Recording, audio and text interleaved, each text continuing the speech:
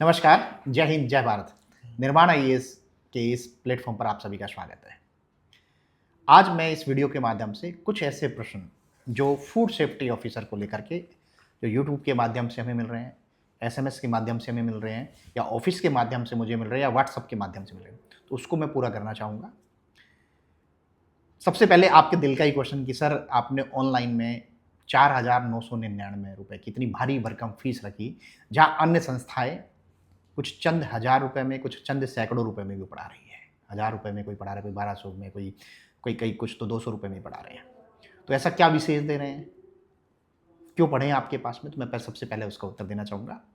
देखिए, सीधी-सी बात ये है, जब भी पहली बात तो ये उस सीधी-सी बात से पहले एक पहली बात, वो ये है कि ये एग्ज़ाम दिसंबर में होने जा रहा है, ठीक है? दूसरा, जो भी इस एग्ज़ाम को देने वाला व्यक्ति है, मेरा ये मानना है कि आपके जीवन की लिए बहुत बड़ी विषय वस्तु होगी ये एग्ज़ाम। जीवन का एक बहुत बड़ा पक्ष होगा ये एग्ज़ाम, है ना? और उसी सीरियसनेस के साथ ही मेरी क्लास चल रही है। मेरा ये मानना है कि जो व्यक्ति पढ़ रहा है, इसकी तैयारी में लग रहा है, वो खाना पूर्ति के लिए नहीं आ रहा है। वो मैगी मात्र खाने के लिए नहीं आ रहा है ना? वो इस पद को अपना जीवन का एक पक्ष बनाने के लिए आ रहा है। जब जीवन की बात होती है, वहाँ गंभीरता होती है। गंभीरता होती है विषय की, गंभीरता होती है उस विषय वस्तु की, गंभीरता होती है कि वो विषय मेरे दिमाग में कैसे जाए, गंभीरता होती है कि उसके संबंधित मटेरियल किस गंभीरता से मिले। अब मैं एक छोटा-सा एग्ज़ाम्पल लेता हूँ इस गंभीरता के वर्ड को पकड़ते हुए कि मेरी क्लास 3 क्लासेस हमने आपको एक डेमो के तौर पर दी, ठीक है? आप उस टॉपिक को शुरुआती टॉपिक है वो, कई संस्थाओं ने भी ऑनलाइन के माध्यम से पढ़ाया है, आप उसी से कंपैरिज़न कर लीजिए कि जहाँ मेरे गुरुजी ने अगर वो उसका भोजन का इतिहास पढ़ा रहा है मेरे गुरुजी, तो आप देखिए किस गंभीरता से कहाँ से उस एग्ज़ाम्पल को और वो भी धीरे-धीरे आपके दिमाग में संपूर्णता से उड़ेलने का काम कर रहा है, एक चीज़। मैंने भी इस वीडियो सुना, हम भी सुनते हैं कि भई बाज़ार की इस प्रतिस्पर्धा के युग में कौन क्या पढ़ा रहा है। तो कई तो ऐसा तक भी मिला है मुझे, है ना? मैं संस्थाओं का नाम नहीं ले सकता हूँ, लेना भी नहीं चाहिए, मेरी नैतिकता नहीं है और ये कुर्सी हमें ये नैतिकता प्रदान करती है कि आप इस तरह की बातें ना करें। फिर भी एग्ज़ाम्पल्स मैं दे रहा हूँ कि एक गुरुजी का मैं वीडियो सुन रहा था कि उन्होंने कार्बोहाइड्रेट पढ़ाना स्टार्ट किया। कार्बोहाइड्रेट क्या है वो बता दिया, बस उसका महत्व बता दिया। अब उसमें लिखा है रासायनिक संरचना जैसे वर्ड्स हैं, है ना? उसको कौन समझाएगा? या अब एमपीपीएससी ने तो प्रीलिम्स का एग्ज़ाम कभी इस एग्ज़ाम को लिया नहीं है, परंतु अदर स्टेट्स ने एग्ज़ाम लिया है। उसके ऑब्जेक्टिव क्वेश्चन तो आपको आसानी से किताबों के माध्यम से मिल रहे हैं। क्या उसका उत्तर आपकी क्लास में समाहित होना चाहिए या नहीं होना चाहिए? होना चाहिए ना? तो क्या उन क्लासेस में उनके उत्तर समाहित है? क्या वो जो उत्तर समाहित किया कि वो उसका विश्लेषण पक्ष आपके दिमाग में जा रहा है क्लास के माध्यम से? अगर जा रहा है, तो ही वो क्लास अच्छी है। तो इस पैरामीटर पे मेरी क्लास भी, अन्य संस्थानों की क्लास भी आप चेक करिए और सीधी-सी बात है, अच्छा पढ़ना है तो अच्छा दे देना पड़ेगा क्योंकि मुझे भी गुरुजी को पे करना है ना? एक इतनी बड़ी संस्था लेकर के हम लोग बैठे हैं, वहाँ पे हमें जो गुरुजी इतना भयंकर प्रयास कर रहे हैं, सुबह से शाम तक पढ़ कर के आपको पढ़ा रहे हैं, है ना? तो एक अच्छा मेहनताना उनका भी बनता है और उस अच्छे मेहनताने के लिए, अच्छी गुणवत्ता के लिए तो कुछ एक्स्ट्रा पे करना पड़ेगा। साथ ही मैं आपके घर पे बैठे किताबें भी भिजवा रहा हूँ इसमें भई, आपको किताब के लिए अलग से नहीं दे रहा हूँ। ए पार्ट की मैं क्लासेस भी आपको दे रहा हूँ, है ना? ऑफलाइन में तो उसके नोट्स भी मैं ए पार्ट के भी आपको प्रोवाइड करा रहा हूँ। तो इस कारण से थोड़ी-सी फीस हमारी ज़्यादा होती है, क्योंकि गुणवत्ता और संपूर्णता चाहिए तो कुछ तो अलग से देना पड़ेगा। एक हमारा स्लोगन भी give the best take the best. तो मज़ाक-मज़ाक में हमारे स्टाफ में जो भी गुरुजन लोग हैं, तो वो इसका अर्थ दूसरा नालायक वाला अर्थ भी निकालते हैं हम लोग कई बार, कि जो जितना अच्छा पैसा देगा उतनी अच्छी गुणवत्ता पाएगा। तो हो सकता है कि वो इसको ये पूरा करता भी हो। खैर, दूसरा क्वेश्चन, ये तो ही आपकी कि इतनी भारी भरकम फीस क्या? दूसरी इसमें क्या-क्या सुविधाएँ दे रहे हैं? जो बच्चा मेरे यहाँ ऑफलाइन में इंदौर सेंटर पे पढ़ रहा है, उससे उसके अंदर हम पूरी सुविधा है आपकी क्लास की, जो तो है ही, आपका हक है। दूसरा, जब तक ये क्लास चलेगी तब तक लाइब्रेरी की सुविधा, संपूर्ण नोट्स की, ऑफलाइन टेस्ट की सुविधा भी आपके पास में रहेगी। ये सुविधा तक हम लोग दे रहे हैं आपको, ठीक है? ऑनलाइन में क्या सुविधा है? ऑनलाइन में सुविधा है इसमें कि आपको पूरा सिलेबस मिल रहा है, जो कि सीधे उसी ऑफलाइन क्लास से है। साथ ही आपके घर पर भी नोट्स हम लोग भेज रहे हैं। ए पार्ट के नोट्स ज़रूर नहीं भेजे, परंतु उसकी ए पार्ट की क्लास भी आपको हम लोग उसी ऑनलाइन के माध्यम से आपको प्रोवाइड करा रहे हैं। तो ये सारी फैसिलिटी ऑनलाइन में भी रहेगी आपके लिए, ठीक है? अब बात आते हैं कुछ अन्य क्वेश्चंस की कि सर इसमें जो योग्यता है, अभियोग्यता पे बड़ी क्वेश्चन मार्क लगा हुआ है कि साइंस वाले बैकग्राउंड में कौन-कौन बच्चे आएँगे। तो तो कुछ तो अभी भारत सरकार का जो अभी 28 मार्च को एक गजट आया था, उसमें भी खासतौर से आयुष से संबंधित जितनी भी डिग्रियाज हैं, चाहे वो BAMS होगी, होम्योपैथ वाले हो गए, आयुर्वेद वाले हो गए, सौवारिकपा वाले हो गए, है ना, वो सब तो एलिजिबल उन्होंने बता ही दिया है कुछ सीधे तौर पर। तो जो एक विवाद है वो है स्नातक केमिस्ट्री, है ना। तो इसके बारे में भी हमने बहुत जानने का प्रयास किया। कुछ मित्रों को हमने भेजा वहाँ पे भोपाल के विभाग में भेजा। लगातार कोशिश कर रहे हैं कि किसी न किसी माध्यम से आयोग में भी डायरेक्टली इनडायरेक्टली कोई संवाद स्थापित हो जाए, इसको जानने का प्रयास किया जाए।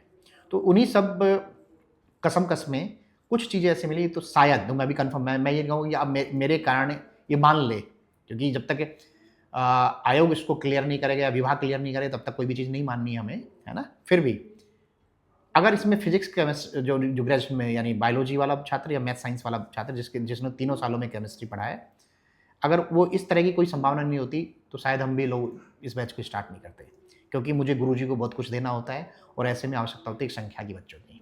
तो संख्या तभी आएगी जब तक ये CBZ वाले बच्चे नहीं आएंगे, तभी तो संख्या आएगी। तो इसी कारण से हम लोग ये चालू किया है।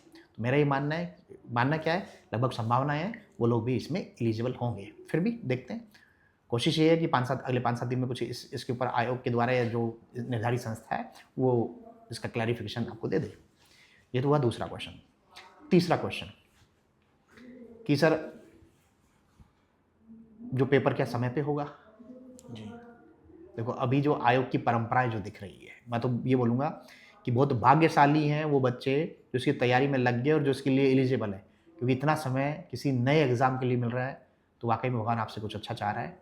दिसंबर में जो निर्धारित तिथि है उसको एग्ज़ाम लेगा, क्योंकि अभी तक आयोग जो है, जो पिछले 2 साल से जो एग्ज़ाम की प्रक्रिया में कुछ तकनीकी कारण होता है, जो कोर्ट केस वगैरह, तब तो वो आगे बढ़ रहा है, अन्यथा ऑन टाइम पेपर ही ले रहा है जो भी गंभीर छात्र है। और क्योंकि जो पद है बहुत ही प्यारा पद है, आप ये कह सकते हो कि ड्रीम जॉब में भी इसको कन्वर्ट कर सकते हैं आप। तो क्योंकि इसकी जो रोचकताएं इस पद की, चाहे आर्थिक रोचकताएं हो, चाहे आपकी सामाजिक या प्रतिष्ठा को लेकर के रोचकता हो, वो बहुत बेहतरीन है। ऐसे में इसको ड्रीम जॉब भी बनाया जा सकता है और भरपूर समय। तो ऐसे में मेरा ये मानना है, अगर इतने लंबे समय तक कोई मैगी जैसा कोर्स अगर पचाओगे तो आपकी आंतें सड़ जाएगी। तो प्रॉपर खाने वाला कोर्स लीजिए जो कि हम लोग संपूर्णता के साथ में आपको दे रहे हैं। हाँ, एक अगला क्वेश्चन कि सर अपनी किताबें कब आएगी?